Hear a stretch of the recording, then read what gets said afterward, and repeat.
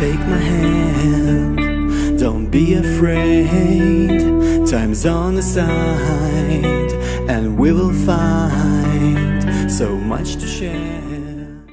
Well, hospital porter's pride and dignity. Stop the New World Order. I've come out for a little walk, which is the way Slaxxxer makes videos, and I've come to a little piece of woodland or grassland near where I live. That's the Oxford Science Park over there, and I'm going to make a little video about Slaxxxer. Now, Slaxxxer, as you know, I've covered on previous videos. He's one of my favourite YouTubers. He's a chap who does a one-person vlog primarily, and he often does it walking around the countryside near his old home, and other places as well. And this is why when I make videos about Slaxxxer, I always emulate his style. His style is, like I say, simple. It's one-person vlog, out walking, things like that. Sometimes he varies it, but his channels, there are links in the description box to both his channels. I watch avidly whenever I can, and he recently started a new channel and stopped his old one, his original Slaxxxer channel. He had another one called Midlife Crisis.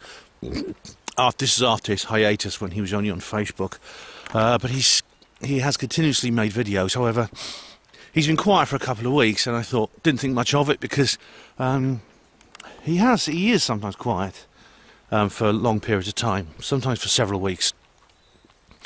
And then I don't know if it's YouTube algorithms or anything like that, you know, but I didn't click the bell. But I suddenly thought I'll check out his channels, and I suddenly see he's been uploading again to both of them. Not just the new one, but both. The new one's got just one video on, the other has over a dozen now, I think. And she's all uploaded within the last week and a half.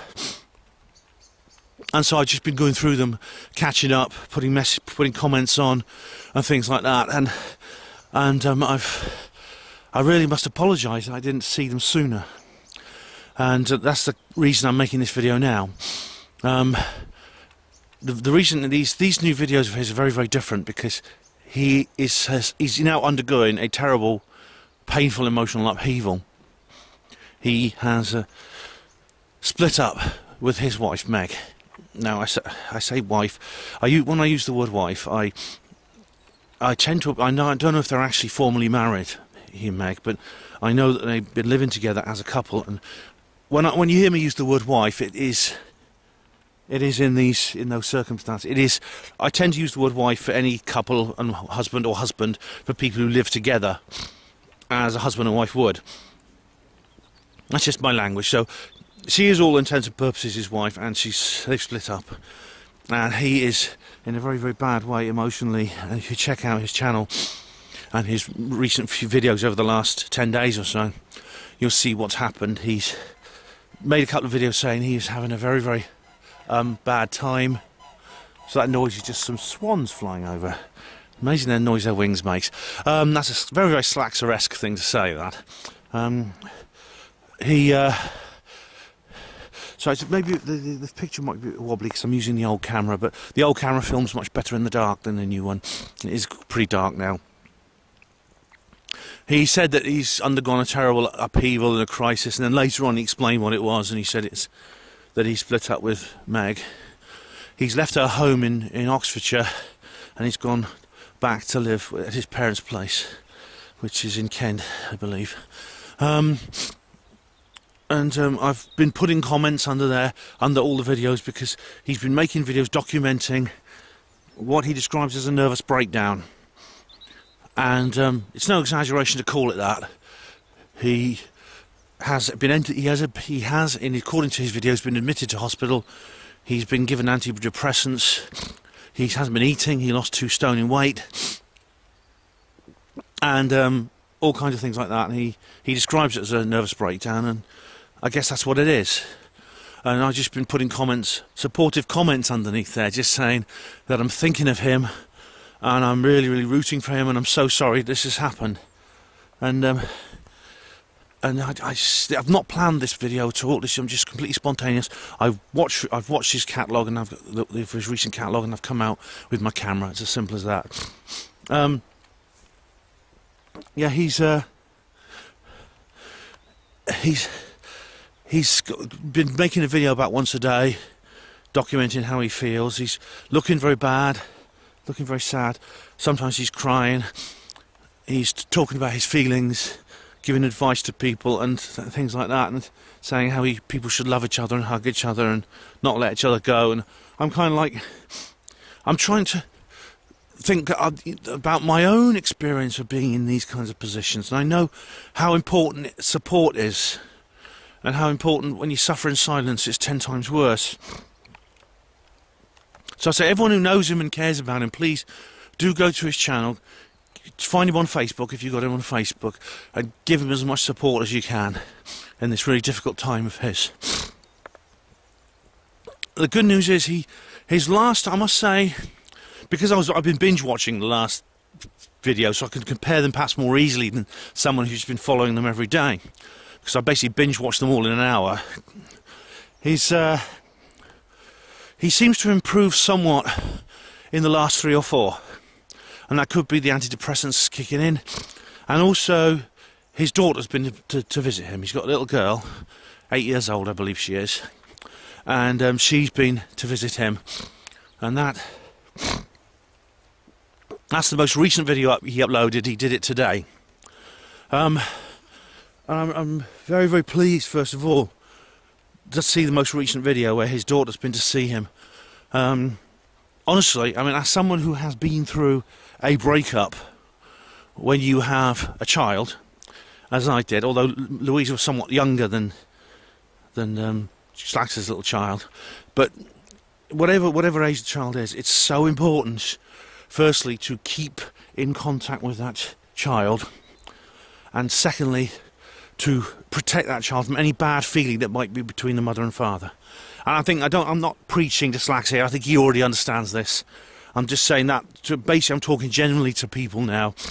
If any of you are in this situation, please don't get your child involved in the conflict between you and your partner as you break apart.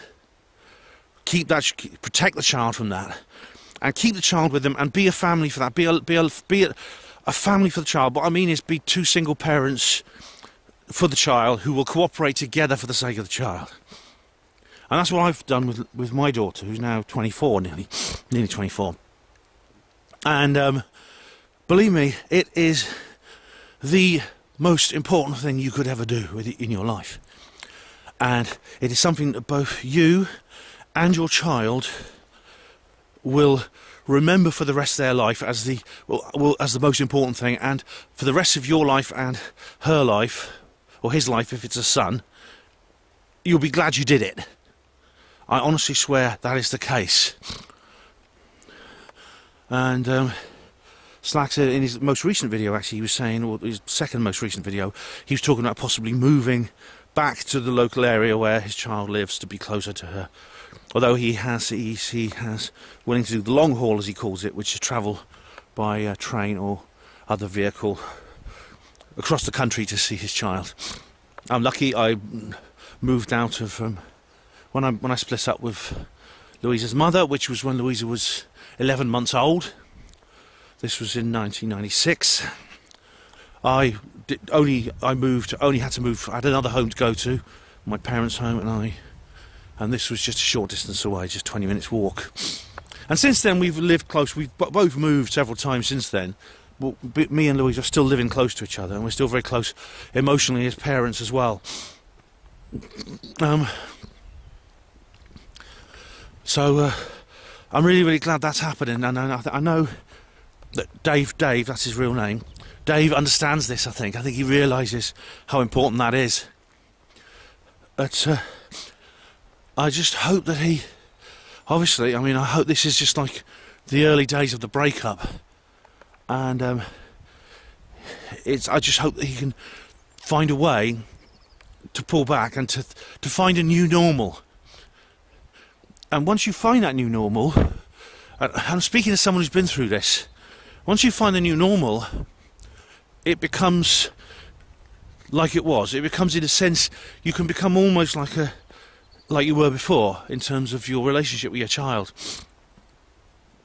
especially if you do cooperate with your partner who you split up from. That's very, very important, to cooperate with the partner who you split up from. And it's a difficult thing. I mean, I don't believe that Meg is affected by this, but many women now are brainwashed by feminism to do everything they can to make the life of the father difficult in breakups. Firstly, feminists indoctrinate them firstly into ditching the privileged white male, all right, and then once you've ditched the privileged white male, you do everything you can to make life difficult for them, like keeping them away from the child, things like that, giving them hell, which of course makes life difficult for the child as well, but so what? Feminists don't care about that because they're trying to destroy the world. But I don't believe this affects Meg. I don't believe she's a feminist, from what Dave has said about her. I don't know. I mean, obviously, she only appears very rarely on Dave's videos, but I doubt she is. So again, if Meg is watching this, I would say to Meg, if she doesn't already understand this, how important it is to cooperate with Dave in the upbringing of your child. You can do this as two single parents very, very effectively. I've done it. I've done this with my ex-partner. I'm still on good terms with Diane, that's Louisa's mother, who I was with for 3 years. And I'm still on good terms with her, even though our breakup wasn't easy. I mean, it was... I don't want to go into details. I was not in love with Diane when we split up. I'll say that much. It wasn't. I didn't have an affair or anything like that, but I was not in love with her. So it was not an emotional... It was not emotionally damaging for me to be separated from my ex-partner. But it was extremely... I think it was something that I cried over it, because it was just basically I didn't know what was going to happen. All I knew was for the sake of my own sanity, I was doing nobody any favours, not my daughters nor mine, by staying in that relationship. Or that excuse for a relationship, that sham relationship, which it wasn't a relationship. And so I got out, and that was in 1996, and I never looked back, and I'm very, very glad I did that.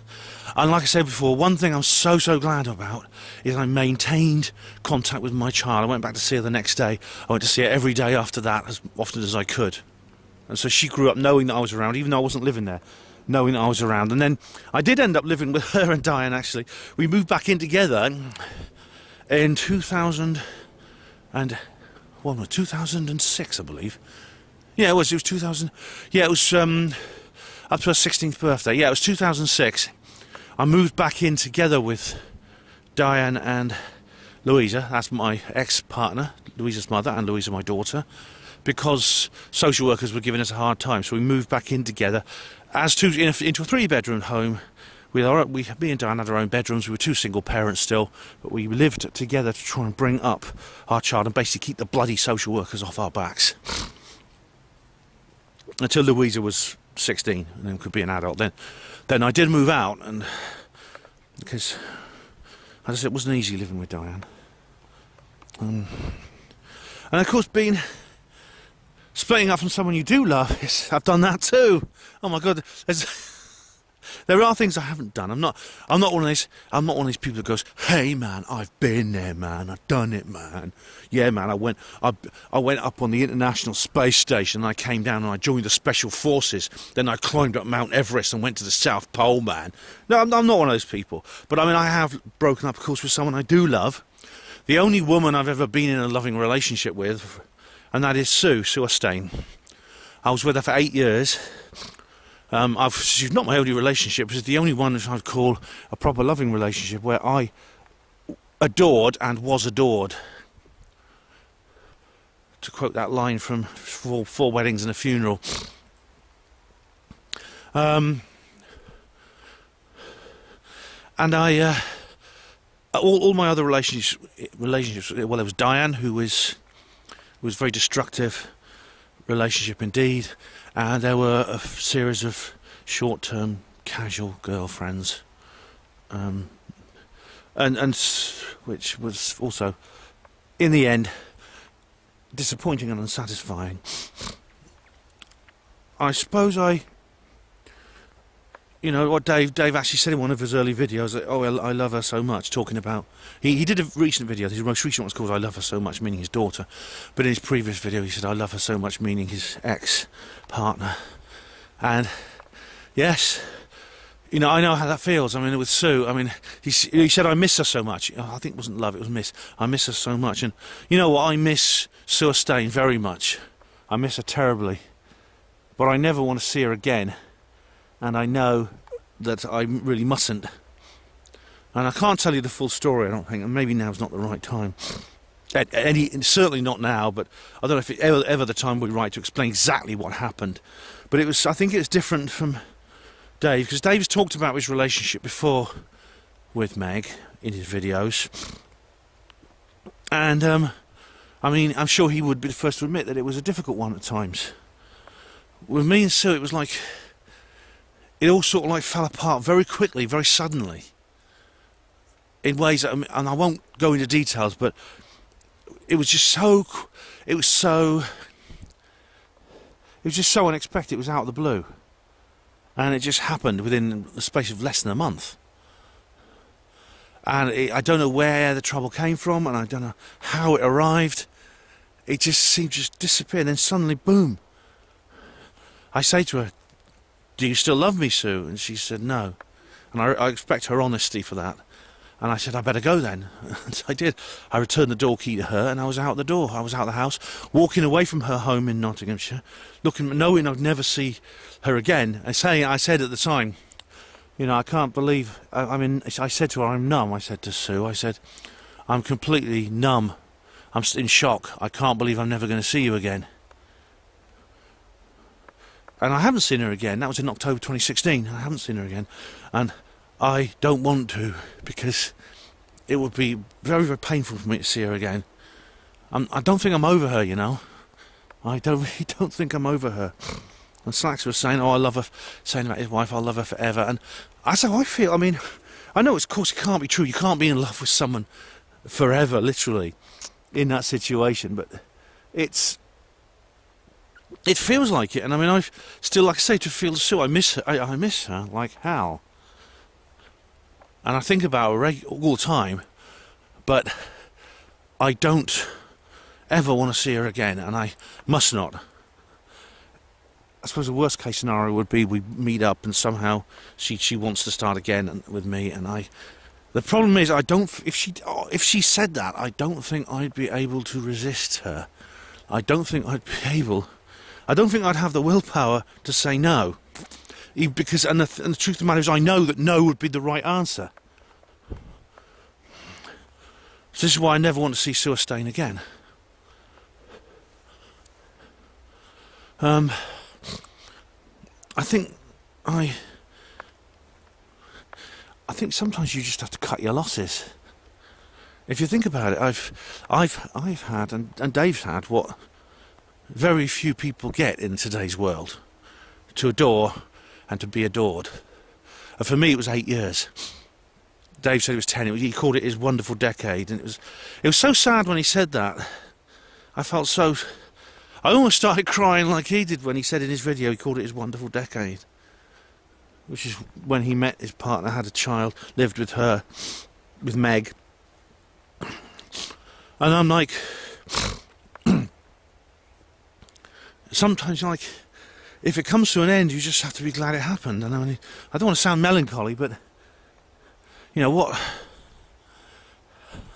It's not easy to find that. It's very, very difficult. And I sometimes feel I have to cut my losses. And maybe this is the wrong video to talk about this on, but I do. What listening to Dave talk has made me think about my own situation and about my own life and loves. It's certainly better to have loved than lost than never loved at all, the old saying goes. There's people who never love. It's quite normal in this world. We're encouraged not to love through all kinds of different incentives not to, both in terms of psychological warfare, in terms of financial, in everything is specifically designed to tear us from each other's arms. Everything. I mentioned feminism earlier. That's just one. That's just part of it. There's a bike going across there.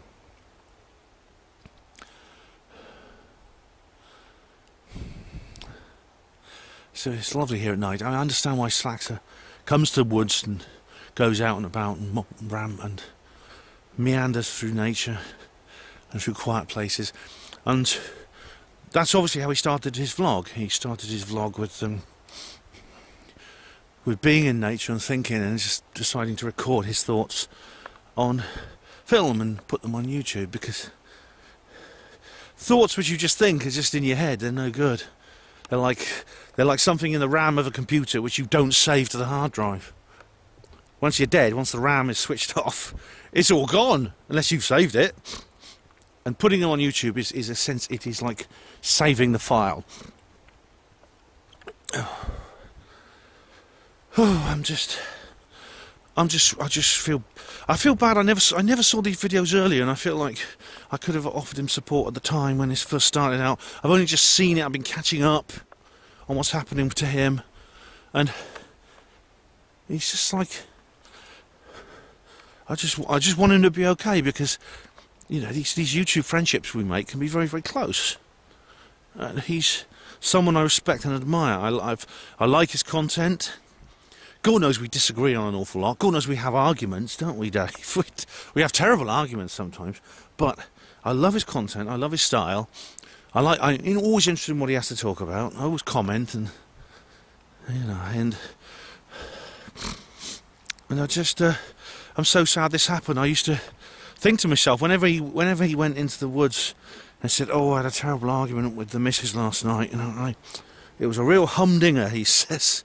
And I just used to say, oh man, I hope this doesn't end, but you know, I hope this doesn't go to the point where they split up and it drives them apart. And obviously it has, and that's really sad. And I'm sorry that's happened. But who knows where the future will lie now? But I do know that the guy who we as a YouTube community who watches videos needs us. I tell you what, there's nothing worse than being in that situation and being abandoned by people. It's happened to me, I'll tell you. A friend in need is a friend indeed. And the number of people, when I've been through bad times, especially at the hospital, the people who dropped me like a hot potato and bolted for the door. We've all seen it, haven't we? We saw it with Miles Johnston last year. As soon as the accusations went around, the worst accusation it's possible to make, claiming Miles was committing some of the worst crimes it's possible to commit. How many of you just said, oh, it's not worth it anymore, this guy's not cool to hang around anymore? Is that the time, Miles? I better be going. And, you know, how many of you did that, eh? Most of you. I was one of the few who stood by Miles. And well, we were proved right, weren't we? I mean, Miles was still waiting for him to be arrested, etc., etc. I said at the time, didn't I? It's all bullshit from start to finish. And it is all bullshit. Of course, time moves on, people move on, people forget. But I remember, and I will remind people, I said it was bullshit, and it was bullshit. So yeah, so now is the time when you know, all the support you can give him any way you can. He may not, you know, he may not want. Of course, I don't want to preach at him and things like that, and that's not my intention. But I do want to make him feel that he is appreciated and people care about Dave. They really, really do, and they want the best for him, like I do. And I hope that he can pull through to the other side of this situation, and in his new life, find a way to find stability and success, and to be part of his daughter's life. And that's the most important thing, with the kid, being with the kid. That's so important for him and for her. And he's everything. And that's the best. That's all I can say, really. And like I said, if I urge people to go to his channel, check out his videos, tell him you care about him, and hope that he's feeling better soon. Thank you very much. Hospital Porters, pride and dignity, stop the New World Order. Oh baby.